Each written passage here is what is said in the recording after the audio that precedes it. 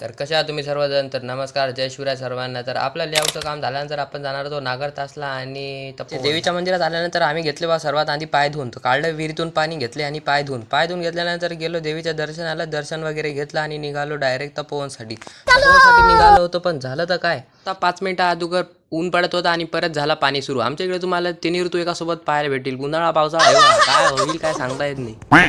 तर विषय असा झाला की आम्हा सर्वांना लागल्या होत्या भूक. तर आपण हे महाकालचे भक्त आणि महाकाल आपल्याला उपाशी राहू देतील असं होऊ शकत नाही. आम्ही गेल्यानंतर तिथे होता. त्यानंतर आम्ही पोहोचलो तपोवनला. तर तपोवनला पोहोचल्यानंतर केली आपली गाडी पार्क वगैरे. त्यानंतर गेलो मंदिरामध्ये गेल्यानंतर बघितलं आपण शिवलिंगचे घेतले दर्शन. त्यानंतर बघितलं तर एक गोष्ट तर खूप छान वाटली. हे मंदिर होतं एकदम जुन्या काळातलं आणि ते बघासारखं खूप काही. ही लोकेशन आहे मालेगावच्या जवळच आणि वाशिमच्या जवळच आहे. तर तुम्ही इथे जाऊ शकता आणि दर्शन पण घेऊ शकता. थोडंसं आत गेल्यानंतर दिसलं आम्हाला मेन मंदिर आणि मेन मंदिरामध्ये घेतलं आम्ही निवांतपणे. त्यानंतर मंदिरातून बाहेर निघालो आणि एक काका म्हणत की आम्हाला सर्वजण प्रसाद घ्यायसाठी, आणि प्रसाद आम्ही घेणार नाही असं होऊच शकत नाही.